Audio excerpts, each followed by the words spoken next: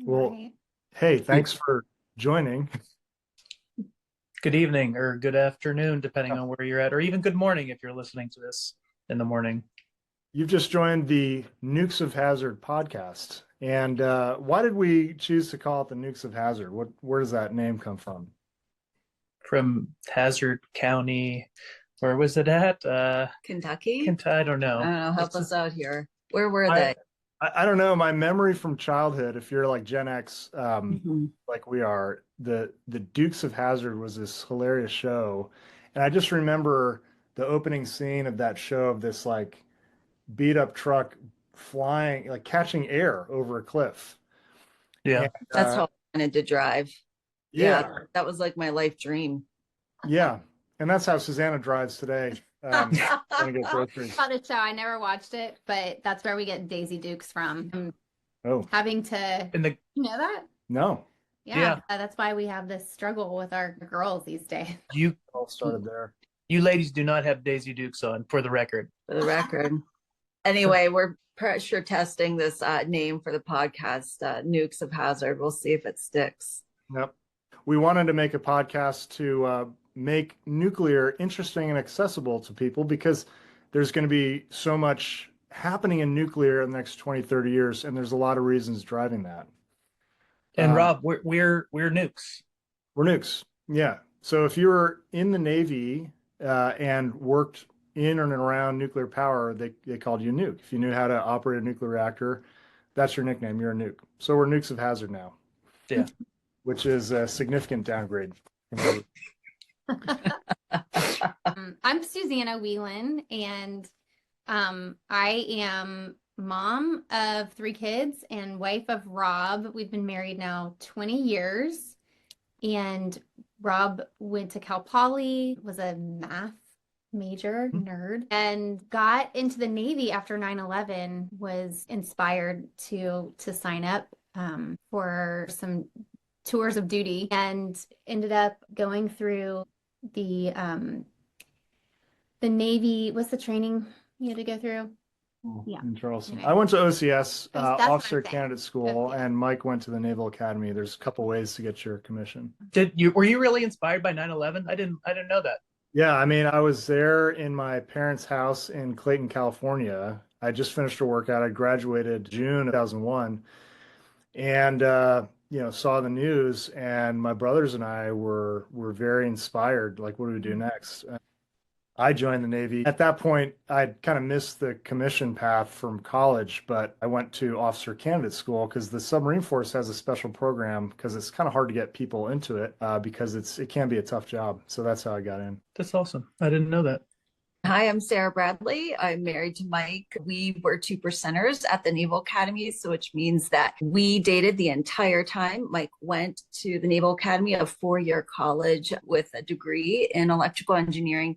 His pipeline then was directly into the submarine community. So 2 years of nuclear power training plus driver's ed, how to drive a submarine before getting to his submarine was beginning in 2003. So now Mike does a lot of networking, helping to mentor and career develop nuclear powered, nuclear trained officers getting out of the Navy, helping them find out what's next. These are the most brilliant minds in the Navy, potentially even in the world. They bring a lot of talent to the table. How do these people then contribute to society once they get out? And Rob is one of my board members and one of my longest reigning board members. Yeah, no, so thanks for the intros, ladies. Yeah, and Rob and I served together, not on the same submarine, but in the same duty station. We both were stationed in Kings Bay, Georgia, the very southern tip of Georgia, which we think has something to do with Jimmy Carter being the president when they were looking for a new base. And Jimmy Carter was from Georgia. Jimmy Carter was a submariner, so he put it in his home state. But yeah. And Rob and I and our wives were kind of urbanites, so we didn't want to live in small town Georgia, so we lived down I-95 in Jacksonville, Florida, and we ended up living in the same apartment complex, right? I don't know if it was one of the first interactions, but I borrowed your kayak to go on the St. John's River. Just water, we were just so committed to our craft, Mike, that it was, When we weren't on the submarine, we were kayaking. Yeah, yeah. And we had a lot of good memories there. I mean, just like newly marrieds, Yeah, we were had a lot of fun. newlyweds. How long had Yeah. y'all been married when we met you? We've been married 21 years, so we're not much further down the road than you are. So, and we also have 3 kids. So I think you have to have 3 kids if you were in the Navy. And there's this weird kind of myth about like how many boys versus girls you're going to have Mhm. depending on which, stateroom you had as an officer, because you get more or less radiation, and that would affect your offspring. That's a joke. It really happened that way. We're gonna disprove that. Yeah. That's another podcast episode. Yeah. Yeah. Y'all have 3 boys, 2 of whom are twins. We've got 2 boys and a girl. Mhm. And I want to make a quick plug for the networking group. If you're listening to this podcast and you're in the nuclear Navy now and you don't know Mike, please find him on LinkedIn or through the show notes here. Because before Mike got involved, nukes didn't know where to go to work, right? Like you didn't quite know just how skilled you were in terms of technical operations and leadership. And people just didn't know what was out there. So Mike started bringing in Facebook, Google, Amazon, and then brought in like med school, business schools, and some guys and gals have had some really awesome opportunities because of Mike. So, and now the community is what? Probably how many folks are like in your Rolodex now? Guess it was over 2,000 people that have signed up for my job fairs over the last 10 years. So the job fairs are one part, but we try to encourage networking, and we try to get nukes to realize their potential out in the civilian sector. Not that we're rushing anybody to the civilian sector, but the Navy only needs 25% of nukes to stay in past their initial commitment. It's just the way it works. You want more people at the entry level positions in any company. So on their way out, we just try to help them. And no, it's been a lot of fun.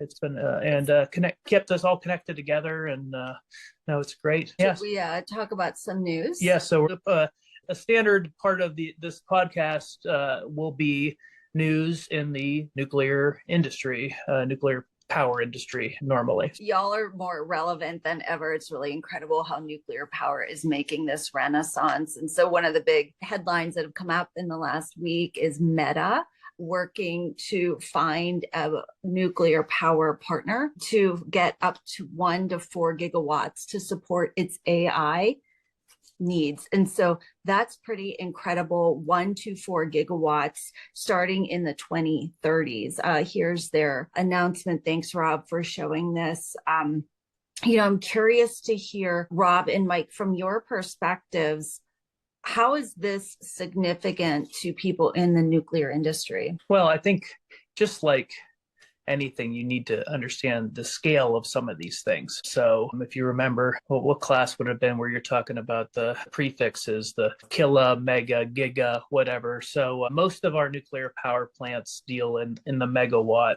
range.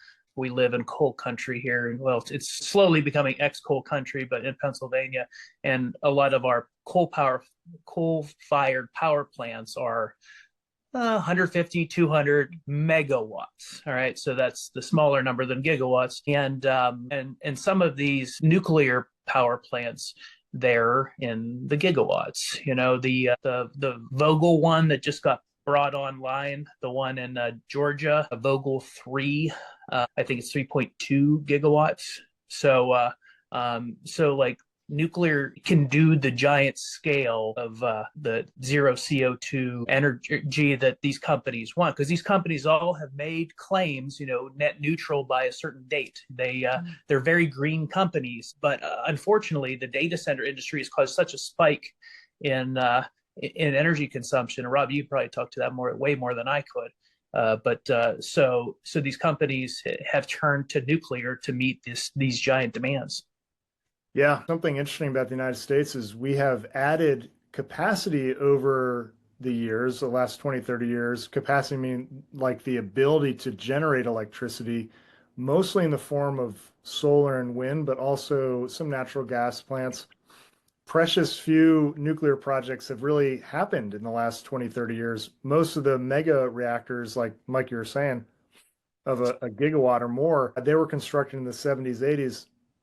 And that's it. And they're running, and most of them are still running today. So basically, we don't have any more electricity to use.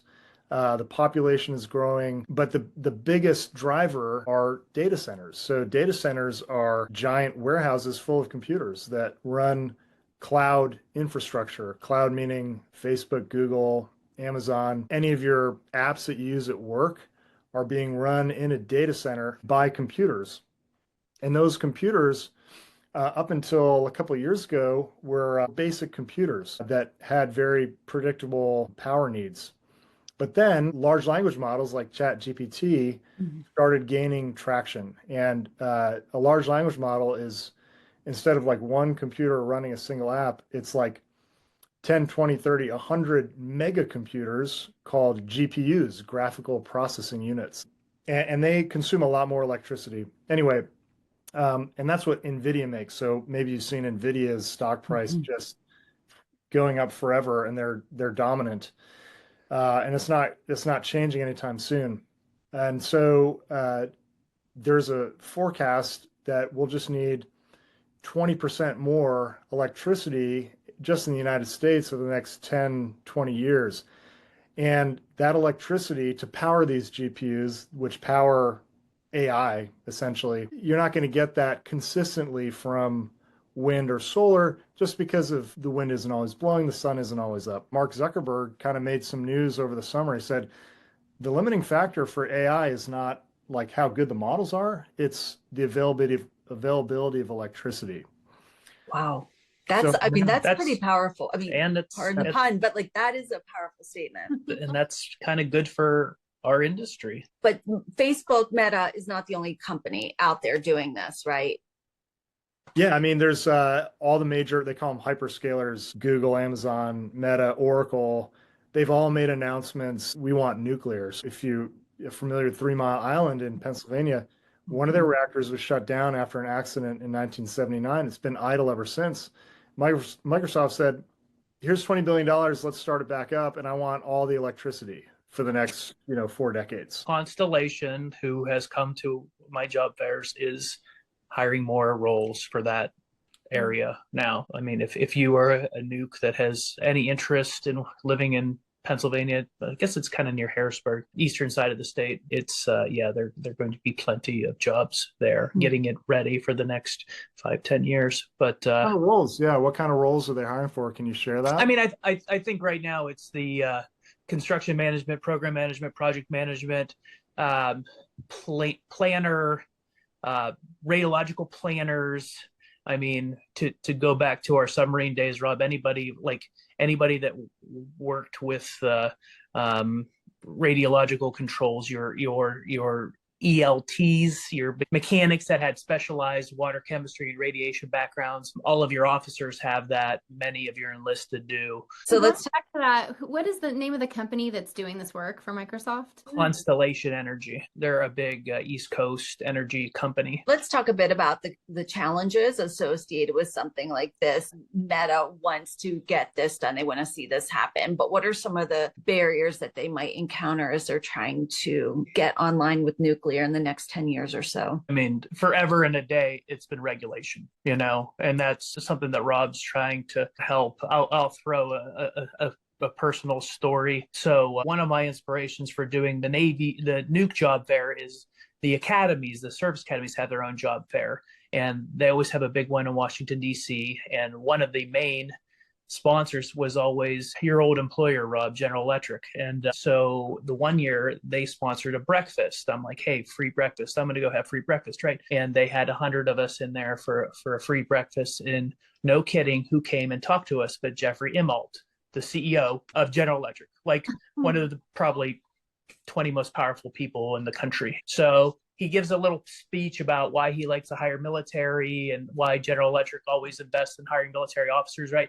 And then he took questions. And this was when you and Brandon and Ponch and everybody who's working for GE kind of beating your head off the wall because of all the regulation and red tape and the NRC and everything like that. And I said, what the heck? I'm going to ask the CEO of General Electric a question, So I raised my hand and I said, hi, I'm Lieutenant Michael Bradley, submarine officer, Naval Academy grad. I just have a lot of friends that are working in civilian nuclear power right now that are having a real hard time because they see like no progress and so much red tape. And what do you see the future of nuclear power in this country? And very candidly, he said, while President Obama is in office, I do not see any progress in nuclear power. And he said, yeah, I know exactly, Suzanne. But he said, however, we at GE are diversified in solar and wind. So we foresee much progress with solar and wind now, but no progress with nuclear power until Obama leaves office. 100% correct. But I'm like, this is like a Washington Post quote right here. Oh, yeah. It's like he's playing a different game there. He wasn't just answering your question, Mike. Yeah.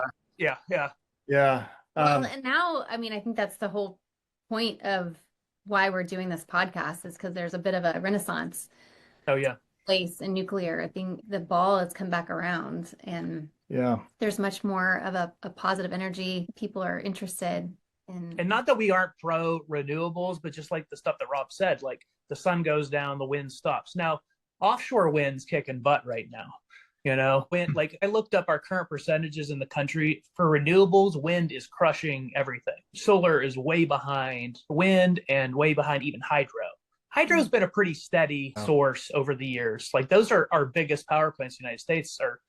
Our biggest is a hydro plant. Susanna, back to your point, like, yes, there's a groundswell of support for nuclear power, except if it's in your backyard. I've got a couple stories on that.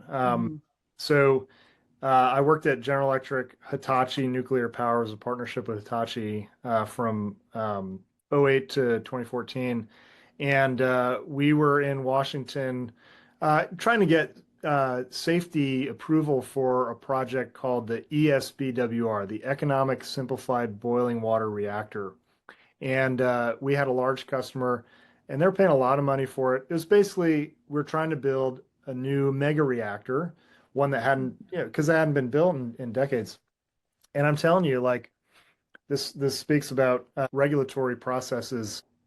We would go to the NRC, the Nuclear Regulatory Commission in Bethesda, and we'd have an army of engineers and regulatory affairs experts. And then on the other side, it would be activists, and there'd be like 2 or 3 of them, and they were prepared, and they would shut down meetings. And all respect to them, like they would find holes in some of these plans, and so like just progress would grind to a halt. Now there are other reasons that the ESBWR didn't get built, but that regulatory kind of slowdown, I think, is going to change in the next 5 years, and I'll tell you why. One is there was a bipartisan act, a bill signed called the ADVANCE Act, it was signed over the summer, that basically orders the Nuclear Regulatory Commission to speed up. So if someone submits an application for a reactor, they need an answer in 2 years. That sounds slow, but right now it's like 5 to 10 years. And shameless plug from what I'm working on now, in order to generate those applications, it's a lot of words and a lot of pages. So we're building software to generate technically correct and lucid applications because there's not enough people to write these reports. So, and there are thousands and thousands, of pages of reports that have to be submitted to NRC. Yeah, another quick story. So Bill Gates invested in a company called TerraPower. TerraPower made the news. They got approval, I think it was earlier this year, for a small modular reactor, which is, it's easier to build because it's smaller. They spent $500 million on their license application, and it was 2 million pages of documentation. They've carved the path, and hopefully going forward, those applications won't be quite so costly. Well, the Nuclear Regulatory Commission has a lot of staff who are paid by the hour, they're paid hourly by the nuclear industry, the customer submitting the application, to review the documents. Wow.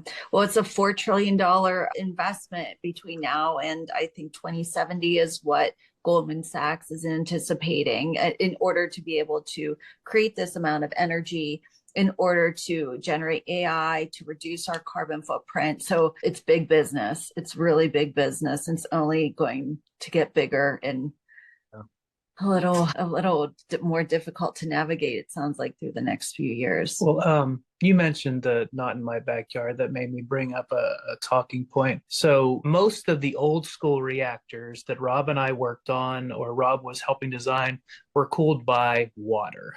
They had a water moderator, which is, that basically what carried the heat and what got rid of the heat and what made the electricity was water. And the cooling water had to come from somewhere. And so oftentimes these reactors had to be placed somewhere near water. So if you think about like the reactors about, like they're probably near water. Some of the new models I don't think have to have water. So you could put them in the middle of nowhere, Is the TerraPower one they're looking at now, isn't it in Wyoming? Yeah, yeah, and the groundbreaking ceremony there, it's like a shovel in hard packed dirt. There's no water anywhere. Yeah, yeah, I think that's yeah. part of the point. So Yeah. I think we can get the reactors away from the people now with some of this new technology, these new breakthroughs in reactor types and models, so they don't have to be near sources of water like they used to be. And then I just looked up our percentages of power. Nuclear is currently 18%, Rob. These are today's percentages. Let's see if I can see this. Natural gas generates the most in our country. And then renewables, which is mostly wind, and then hydro, and then nuke is 18%. And then coal, we're finally above coal. But then back in 1990, which doesn't seem that long ago, but I guess it was, coal was 52%. And nuclear power was just about the same. It was 19%. And natural gas was that, and then hydro, like solar and wind, were not even negligent, like they were negligible back in 1990. So we've come a long way, and nuclear is still a large chunk. Your great state of South Carolina, Susanna, gets 50% of its electricity from nuclear power. So that's one of the best. Savannah River plant by any chance? Maybe. Yeah. Congratulations, South Carolina. Anyway, let's talk about Mike. Mike, so I'm so overrated. we're going to interview people who are in or were in the nuclear industry to share some stories. And our first guest is Mike Bradley. And so, Mike, tell us how you got into nuclear. I mean, how'd you get into the academy?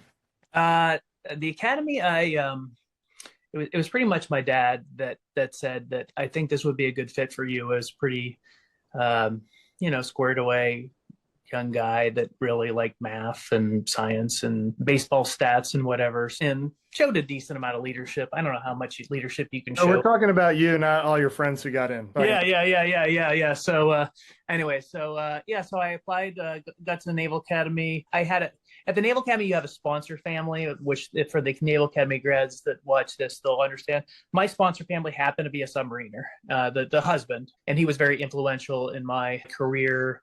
He's the one that encouraged me to be a hardcore engineering major, not kind of a more generalist. He said, if you're going to be an engineer, be a mechie or a double E or a chemi, which the Naval Academy didn't have, or a civil, which it didn't have. So I was an electrical engineer, and then I had a professor who was an electrical engineer, professor who was a submariner, always spoke highly of it. So yeah, I decided to go into nuclear power, submarine flavor. You have to go interview with the admiral, and they have to approve you. I didn't get the easiest approval because, not that I didn't study hard at the Naval Academy, I was an electrical engineering major, but I probably didn't get the best grades because I had this girlfriend back in Pennsylvania. I spent a lot of time fussing over and talking to on the phone, on the payphone. Payphone. Oh man. You didn't like collect caller, did you, bud? No, I had like the phone cards you could prepay. So that was like every Christmas present. People would get me prepaid phone cards to call my girlfriend back in greater Pittsburgh. Yeah. So anyways, but they let me in, and I did we call it the Nuclear Pipeline, which is a hardcore school in Charleston, South Carolina.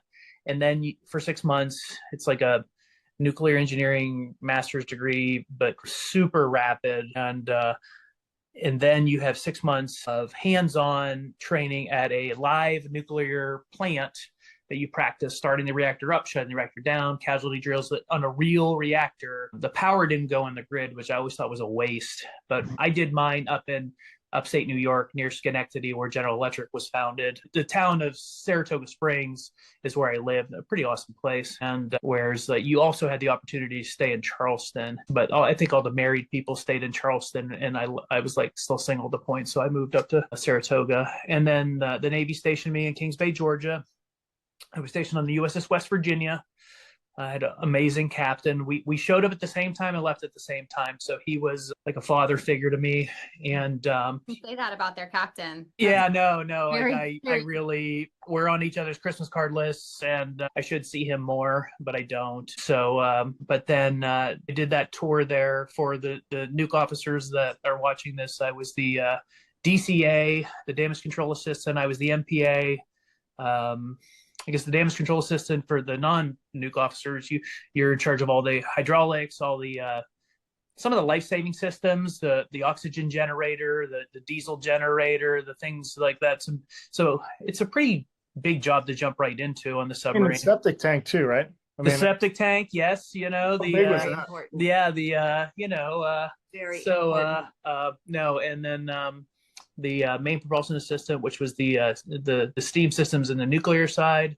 And then I was the torpedo officer, the quality assurance officer, which is a real pain. And then we had a dry docking, which was really neat. We had put our submarine up on blocks, and I was the docking officer for that. So I had a really awesome tour. It was on a ballistic missile submarine that had nuclear warheads on board, which we don't want to talk about because that'll confuse people. But because of that, I didn't make too many interesting port calls.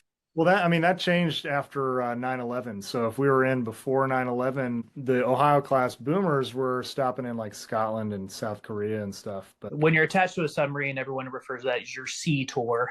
So, because you could go out to sea, and then I did a shore tour in Washington D.C. after that sea tour, and then I decided to leave active duty, and we moved back home to Pennsylvania, where Sarah and I grew up. So, but yeah, so that's my Navy career. So, Do you but feel like people had given you an idea of what you were getting into, and did it meet your expectations as far as the technicality, the experience that you got?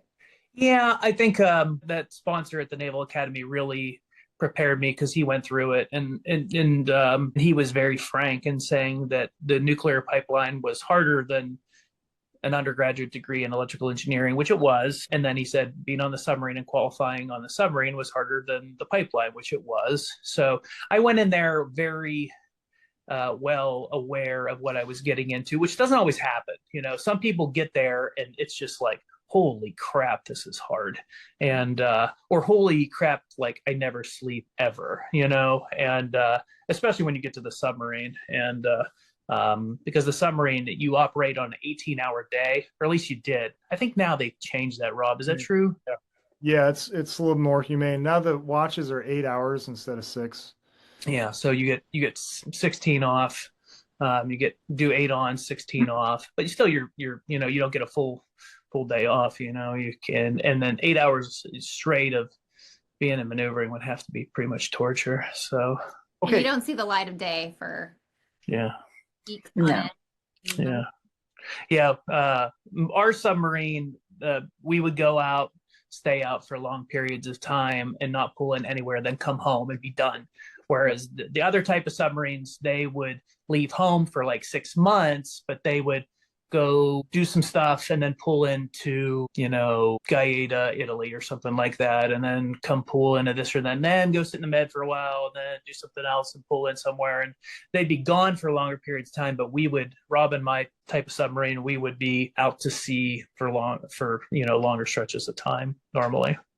So, okay, you mentioned maneuvering. So paint a picture for us. Maneuvering is like the office where you run the reactor. And what are the main, who are the people in that office with you? Yeah, you have if you think of like Homer Simpson sitting at his, because it kind of is, but there's no I think he had a window you looked out on, and like there's no windows, but there's 3 main panels, and there's a mock-up of this in the Smithsonian, I've been told. So the left is what's called the throttleman, and the throttleman has a big wheel. It looks like a giant steering wheel, but it's opening to allow steam to go in and spin turbines to make the propeller at the back go, and propel this 18,000 ton piece of steel through the water. So this enlisted sailor who's probably in his, or I guess her, it could be now, his or her early 20s is, con- controlling the propulsion of this giant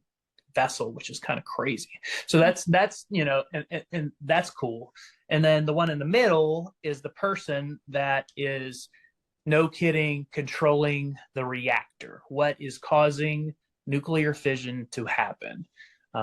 They have all kinds of monitoring tools to monitor how much power, and different sensors that are tracking to make sure the reactor is doing well. And then I think this is understood, but like how you control fission is by control rods that go in and out of the reactor vessel to allow more or less collisions. Like think of things that collide. If you have roadblocks in the way, the things that don't let things collide, there will be less collisions, less heat, less power generated. So that's that. So that's the reactor operator. Sits right in front of, let's say in front of me, in front of the engineering officer of the watch, and then over to the right is the electrical operator. Yeah, I was going to call him electrical. Electrical operator. And that person took all the power being generated by our turbine generator. So steam was making the propeller spin. I can get my hand on it as I'm making my little signals here. The propeller spin, but it was also spinning the turbines that made electricity. So like a submarine needs a lot of electricity. There are things, that need to be powered constantly. All of our, stuff to drive the submarine, to monitor the reactor, whatever. So this electrical operator would be making sure the power is distributed evenly, making sure that there were no kind of surges in the power. I mean, it's a pretty big, I mean, he's running the power plant in a way from the electrical side, and the guy in the middle is running the reactor kind of by himself, and then the guy on the left is kind of making the ship go, and then there's Rob and I sitting behind them, making sure they're all doing what they're supposed to be doing, and that's that's kind of the job of the engineering office of the watch, which is probably pretty similar to the job of SRO. Like that should be one of our guests, like, because you and I have operated a reactor on a submarine, but we haven't operated a reactor in real life, Well, I guess you were working on designing them when you were with GE, so. Yeah, but we didn't have to turn a screw or anything. We just had to send electricity at max power at all times. So, like, what took electricity on the submarine? And follow-up question to that, like, if you wanted to take a hot shower, what were the unspoken rules around that? Oh yeah. No, so like, some of the electricity we're going to things like making water, making air. On a submarine, we had to make our own oxygen. We had to get the carbon dioxide out of the oxygen and pump it overboard. We had, so like I kind of interestingly, since we controlled our air on the submarine, we could control the constituents in the air. So air is mostly nitrogen, and then normally like 21 or 22% oxygen, whatever. On the submarine, we took the oxygen level down a couple percent. So we kept it at like 20% or maybe 19%. I can't remember exactly, for fire prevention. Not to make us all lethargic, and I mean, it did, but like, it was hard to light a match on a submarine. Like it was, so it worked to prevent fires, so I mean, did you ever have a fire on board? I never did. We did. We had you did one. Yeah. It was funny because, so we had heating systems, and when we took the boat around, the Cape of Good Hope, I think it was called, South America, the water was very cold in between South America and Antarctica. So we all got cold on the boat. There was actually ice in the bilges. And the heaters kicked on. They hadn't been on in ages. And there was like lint in the duct. And the bilges were dirty. Yeah. Whose job is it to clean that? Well, we didn't, the bilges, we just were like, whoa, there's ice down there. Isn't that rad? But the air ducts with the lint in it started smoking, and guys legit put their masks on. We started running around, and it was kind of a no, never mind. But That's the closest we got to it, thankfully. Is that the time Yeah. that you hit your head and got a concussion on the? Oh, no, that was me just being sociable, waving to someone at the other end of the hall. I didn't see the pipe and I got hit. Yeah, being 6'4" on a submarine had to be terrible. You mentioned like you knew exactly what you were getting into on the sub. There are a few things I didn't check before I signed the paper. Or the size of the bed, the hot rack. Yeah. Yeah. Oh yeah. What was the coolest, like, I guess, submarine operation you did that was like the most interesting? Like, was it piloting the boat? Was it some kind of maintenance procedure? Yeah, I mean, there were a lot of interesting things, but I think one I can talk about is one time we did have a hurricane coming towards us, and there were some bad guys not far away. So we had to figure out what was the lesser of two evils, you know? Yeah. So that was kind of neat. As far as real world, national defense, and real world, like natural disaster. We're in between the two. Is that what was going on? Well, I can't exactly explain it without giving a little more away than I want to, but like we were all in the same kind of area, and we were like, we don't want to drive towards either of these people, you know? So yeah, that was interesting. We did pull into Scotland, which was neat. It was my first patrol, so I didn't even know what I was doing, but I did get to get a Liberty call in Scotland, which was cool. We had a medevac on the way back from Scotland, and I was up on the bridge when we did a medical evacuation into Newfoundland. Neat. That's Yeah, cool. and a guy needed an appendectomy. Like it was like they kept him like medicated or antibiotics and everything like that, but then like we need to get this guy off because like you don't have a surgeon on board. You have a doc that's almost like your family practice doctor that they do a lot, and they can do a lot, but like that procedure he didn't want to do. So probably somebody had to, yeah. So that was that it was so cold. I was up in the bridge and pulling in there. So that was pretty neat. But The unsung heroes. I mean, these are all stories that not a lot of people get to hear. So it's really interesting to be able to share what you can, and hopefully nobody flags any of these things. yeah, doing swim calls out in the Caribbean where you had to have a machine gun to make sure there were any sharks that came by. I don't think you ever got to do that. Sharks. Wow. No, we didn't. Yeah, That shark was what watch. they had the Yeah. machine guns up to shoot sharks away. Yeah. That is awesome. Or any other bad thing, but if you're out there by yourself, it's for sharks. Yeah. Mike, how does nuclear power work on the submarine from start to finish? Well, so when we were talking about the control rods that the guy in the middle, the reactor operator, bring up and down, he, or I guess she at this now, would allow the fission to happen, which is the neutrons that interact with each other and produce heat. I mean, at such a rapid rate that it produces heat. And on a submarine has up against those rods and, plates, it has water, and the water gets heated, but we keep it pressurized so it doesn't just boil away, and it's in a closed system.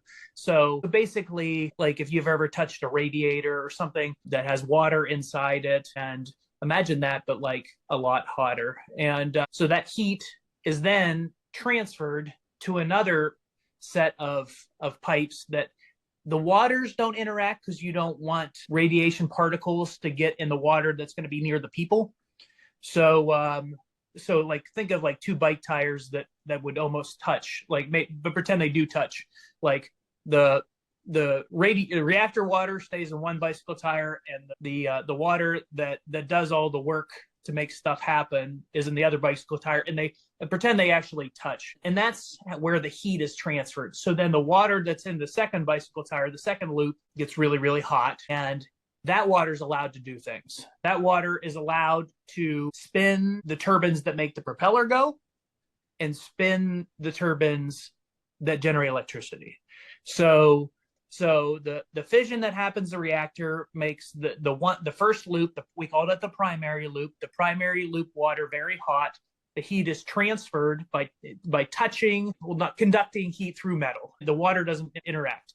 And then the secondary water gets moved around through the secondary loop, spins turbines, generates electricity, makes the submarine go. And there's so much power generated that you can do all of the operations on the submarine with that power. And then the other steam that generates makes this giant vessel go. So it's pretty incredible how much it can do. And our reactor is not a giant reactor because it has to fit on a submarine. So Is there excess power that gets stored, or do you use everything? well, if we kind of could know exactly how much we need to make. Mhm. So however, we do have a giant battery, like, like battery backup, like our laptops, we plug them in the wall and then we pull it out and you have a battery. So if by chance we have a situation where the reactor is inoperable, then the battery gets us home. That's what we always say. The battery can get you home. The battery can give you enough power to run the essential things, like essential lights. Like think of the lights in your house, which ones you really need. Like the submarines, we have essential lighting, like the ones you really need, or the essential equipment. And then we have a really slow electrical motor that can get you home or get you to a port. Maybe if you're really far from home, to get you to a friendly port, and then a tug will drag you home, so which would be terrible. I've had friends drug home. That's how it used to be. So submarines used to be diesel engines on the surface, and they would use the oxygen from the surface air to charge the battery, turn off the generator, and go deep just on the battery, and they're dead silent. So, but we don't do that anymore.